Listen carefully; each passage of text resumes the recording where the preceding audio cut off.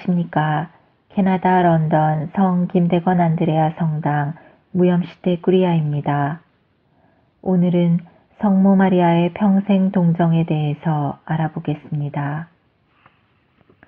가톨릭 교회는 성모님께서 예수님을 낳으시기 전과 같이 예수님을 낳으신 후에도 평생 동안 동정이셨다고 믿습니다. 마태복음 1장 23절에서 보아라, 동정녀가 잉태하여 아들을 낳으리니 그 이름을 임마누엘이라고 하리라 하였습니다. 이것은 주님께서 이사야 예언자를 통하여 하신 말씀이고 이것이 성모 마리아에게서 이루어진 것입니다. 이사야가 한 예언의 원문에는 동정녀가 아니라 젊은 여자라고 되어 있습니다. 이것을 우리는 동정녀로 알아듣습니다. 만약 젊은 여자라는 말이 갓 결혼한 젊은 여자라는 단순한 뜻이었다면 이 예언이 굳이 기적이랄 것도 없을 것입니다. 한편 젊은 여자의 아들이라는 말 자체가 동정 출산을 암시하기도 합니다. 왜냐하면 구약시대의 인물들이 아버지의 아들이 아니라 어머니의 아들로 불리는 것은 특이한 일이기 때문입니다. 그래서 이 출산은 인간 아버지가 없는 출산이라고 해석할 수 있는 것입니다. 한편 그리스어 본 성경에는 젊은 여자가 처녀라고 번역되어 있습니다. 성모님은 출산 순간에도 처녀성이 보존되었다고 교회는 믿고 있습니다. 토마스 아퀴나스 성인에 따르면 성모 마리아께서는 심지어 산고마저 겪지 않으셨다고 생각했습니다. 산고는 원죄의 결과인데 성모님은 원죄가 없으셨기 때문입니다. 토마스 아퀴나스 성인에 따르면 예수님은 마치 빛이 유리를 통과하듯 성모 마리아에게서 나오셨다고 합니다. 성모님께서는 예수님 출산 후에도 평생 동정으로 남아 있었다고 교회는 가르치고 있습니다. 루카복음 1장에서 천사 가브리엘은 성모님께 곧 아이를 가질 것이라는 것을 알립니다. 그런데 34절에서 성모님께서는 가브리엘 천사에게 이상한 질문을 하십니다. 저는 남자를 알지 못하는데 어떻게 그런 일이 있을 수 있겠습니까? 하고 묻는 것입니다. 가브리엘 천사가 성령께서 덮을 것입니다. 하고 구체적으로 말하기 전입니다. 그 시대 약혼은 오늘날의 약혼과 차원이 다릅니다. 약혼 기간은 신랑이 같이 살 집을 마련하는 등의 결혼 준비를 하는 동안 잠시 떨어져 사는 기간이었습니다. 그러나 법적으로는 혼인한 것이었습니다. 결국 같이 살게 될 때 혼인 잔치를 하고 첫날 밤을 치르게 됩니다. 이렇게 혼인한 상태에서 천사가 당신은 아기를 가질 것입니다. 하고 말했습니다. 보통 여인이었다면 요셉이 함께 있지 않고 첫날 밤은 아직 멀었습니다. 언제 그런 일이 일어나겠습니까? 하고 물을 것입니다. 그런데 성모님은 저는 남자를 알지 못하는데 어떻게 그런 일이 있을 수 있겠습니까? 하고 물었습니다. 남자를 안다 라는 말은 남녀 관계를 맺는다는 뜻입니다. 그래서 저는 남자를 알지 못하는데 라는 말은 저는 남녀 관계를 맺지 못하는데 라는 뜻이 됩니다. 당장 요셉이 함께 있지 않기도 하지만 그 이후에도 남녀 관계를 맺지 못한다는 뜻으로 들립니다. 성모 마리아는 마치 동정서약을 하고 결혼한 처지에서 묻는 것만 같습니다. 이것은 외경인 야고보 복음의 내용과 일맥상통합니다. 외경인 야고보 복음에 의하면 성모님은 나지르인처럼 태어날 때부터 하느님께 바쳐졌습니다. 3살 때에 성전에서 살도록 바쳐졌으며 그 이후 계속 성전에서 지냈습니다. 그러다 12살이 되어 월경이 시작되자 당시 율법에 따라 더 이상 성전에 머무를 수 없게 되었습니다. 그래서 성모님은 보호자로서의 요셉과 혼인하여 동정을 계속 유지했다는 내용입니다. 마태복음에 따르면 요셉 성인은 꿈을 통해 성모님이 하느님의 성령으로 메시아를 잉태한다는 사실을 알았습니다. 경건하고 독실한 요셉 성인은 성령의 짝인 성모 마리아의 동정을 평생 지켜주었을 것입니다. 토마스 아퀴나스 성인의 말대로 예수님께서 성부의 유일한 독생자였다면 당연히 땅에서도 성모님의 유일한 독생자이지 않았을까요? 예수님께서 성모님의 맏아들이다 라는 표현은 둘째, 셋째가 있었다는 말이 아니라고 할 수 있습니다. 맏아들이라는 표현은 모세의 율법에 따라 태를 처음으로 열고 나오는 모든 것은 하느님의 것이다 라는 의미였습니다. 그렇지만 성경에는 예수님의 형제들과 누이들이 언급되고 있습니다. 바로 마태복음 13장 55절에 나오는 야고보와 요셉과 시몬과 유다입니다. 하지만 이들을 예수님의 친형제로 보기는 어렵습니다. 왜냐하면 상식적으로 아버지 요셉이 아들 이름을 요셉이라고 짓지 않았을 것이기 때문입니다. 당시에는 같은 이름들이 많아서 누구의 아들 누구 아니면 어느 동네 사는 누구로 불려졌습니다.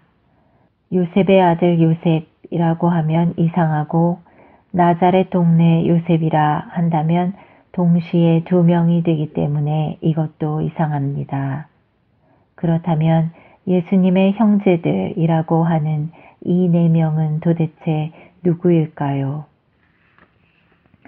마태복음 27장 56절에는 십자가 아래에 있던 3명의 여인이 등장합니다.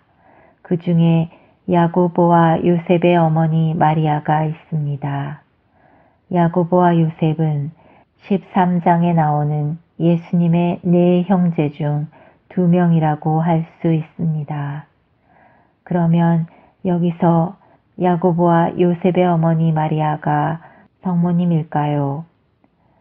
같은 장 61절에는 이 여인이 다른 마리아라고 되어 있습니다. 마테오 복음사가가 성모님을 다른 마리아라고 표현했을 리가 없습니다. 마테오 복음사가는 복음 앞부분에서 아기와 그 어머니, 예수님의 어머니라고 표현했기 때문입니다. 그래서 교리서 500항은 마태복음 13장에 나오는 예수님의 형제 4명을 27장에 나오는 다른 마리아의 자녀라고 명시하고 있습니다. 그리고 교부 중에 한 분이신 제롬 성인은 야고보와 요셉의 어머니 마리아에 대해서 좀 더 구체적인 것을 알려주고 있습니다. 요한복음 19장 25절에는 십자가 아래에 성모님과 막달라 마리아와 예수님의 이모인 클로파스의 아내 마리아가 등장합니다. 가톨릭 교회에서는 예수님의 이모와 클로파스의 아내 마리아를 동일한 사람이라고 보고 있습니다. 그래서 마태복음의 다른 마리아가 바로 클로파스의 아내 마리아이고 동시에 예수님의 이모입니다. 그러면 다른 마리아의 아들 야고보와 요셉은 이모의 아들인 것입니다. 이 이모의 아들이 바로 마태복음 13장에 나오는 예수님의 형제 야고보와 요셉이라고 보고 있습니다. 그런데 이 이모인 마리아는 예수님의 친이모가 될 수 없습니다. 친자매 이름을 같은 마리아라고 지을 리가 없기 때문입니다. 그래서 이모는 친척 이모입니다. 여기서 이모 마리아의 남편은 클로파스라고 했는데 클로파스는 알페오의 그리스식 발음입니다. 예수님의 제자 중에 알페오의 아들 야고보가 있는데 소 야고보라고 불립니다. 그래서 제롬 성인은 예수님의 형제 야고보와 알페오의 아들 소 야고보가 같은 인물이라고 말했습니다. 역사가 유세비우스에 의하면 예수님 이모의 아들이자 제자인 이 소 야고보가 사도행전에 나오는 제1대 예루살렘 주교 야고보라고 합니다. 유세비우스는 또한 알페오, 즉 클로파스가 바로 요셉 성인의 동생이라고도 하였습니다. 제롬 성인과 교부인 유세비우스의 말이 맞다면 마태복음 13장에 나오는 4명의 예수님 형제들은 어머니 쪽 사촌도 되고 아버지 쪽 사촌도 되는 셈입니다. 당시의 형제라는 말은 이렇듯 넓은 의미로 사용되었습니다. 사실 그리스어에는 사촌이나 친척이라는 말이 있지만 유대인들이 사용했던 히브리어나 예수님 당시의 아람어에는 사촌이라는 단어가 없었습니다. 굳이 정확하게 사촌 관계라는 것을 말하려면 삼촌의 아들이라는 식으로 표현해야 했습니다. 그러나 일반적으로 형제들이라고 하면 간편하기 때문에 실생활에서 널리 사용했다고 합니다. 이러한 언어 습관이 그리스어가 보편화된 이후에도 유대인들은 형제라는 뜻의 그리스 말을 그대로 사용했다는 것입니다. 이 형제라는 그리스 말이 아델포스입니다. 심지어 구약에서는 촌수와 상관없이 남자들 사이에 친척이기만 하면 형제라고 하기도 했습니다. 예를 들어 창세기 13장 8절에서 아브라함은 조카인 롯에게 우리는 형제가 아니냐, 그런데 우물을 가지고 싸워서야 되겠느냐 라고 말했습니다. 또 삼촌인 라반이 조카 야곱에게 말할 때도 너는 내 형제이지만 품값이 얼마면 되겠는지 말해보아라 하고 말합니다. 물론 우리말 번역에서는 두 경우에 혈육이라고 의역이 되어 있습니다. 루카복음 2장에 의하면 예수님의 부모는 예수님이 12살 되던 해에 예수님을 예루살렘에 두고 하루 길을 가셨습니다. 그러다가 예수님이 보이지 않자 친척과 친지들 사이에서 예수님을 찾았습니다. 찾아내지 못하자 다시 예루살렘으로 돌아갔습니다. 만약 친형제들이 있었다면 친척이나 친지들 사이가 아니라 형제들 사이에서 먼저 찾으셨을 것입니다. 성모님께서 예수님이 12살 되던 해까지는 다른 자녀가 전혀 없다가 그때부터 최소 6명의 자녀들을 다시 가지셨다는 것 역시 상식적으로 납득이 되지 않습니다. 또한 요한복음 19장에서 예수님께서는 십자가에서 돌아가시기 직전에 사도 요한에게 어머니이신 성모님을 부탁하십니다. 만약 친형제들이 있었다면 동생 중 누구에게 부탁했을 것입니다. 한편 마태복음 1장 25절에 요셉은 아내가 아들을 낳을 때까지 잠자리를 같이 하지 않았다고 되어 있습니다. 이 말이 아들을 낳은 후에는 잠자리를 같이 했다는 것을 암시하는 것일까요? 그 당시까지 라는 말의 사용법은 특정 시점의 상황을 강조하기 위해서 사용됐을 뿐입니다. 까지라는 말은 그 이후의 상황에 대해서는 아무런 암시를 주려는 의도가 없이 사용된 경우가 많습니다. 예를 들어 사울의 딸 미갈은 죽을 때까지 아이가 없었다 라는 표현이 있습니다. 이 말은 사울의 딸 미갈이 죽고 나서는 아이를 가졌다 라는 뜻이 아닐 것입니다. 그리고 하느님께서 모든 원수를 그리스도의 발 아래 잡아다 놓으실 때까지는 그리스도께서 다스리셔야 합니다 라는 표현이 있습니다. 고린토일서 15장 25절 내용입니다. 이 말은 하느님께서 원수를 그리스도의 발 아래 잡아놓으신 이후에는 그리스도의 다스림이 끝난다는 뜻이 아닐 것입니다. 이처럼 요셉과 성모님이 예수님을 낳을 때까지 잠자리를 같이 하지 않았다는 표현은 그 시점 상황을 강조한 표현입니다. 영광이 성부와 성자와 성령께 처음과 같이 이제와 항상 영원히 아멘.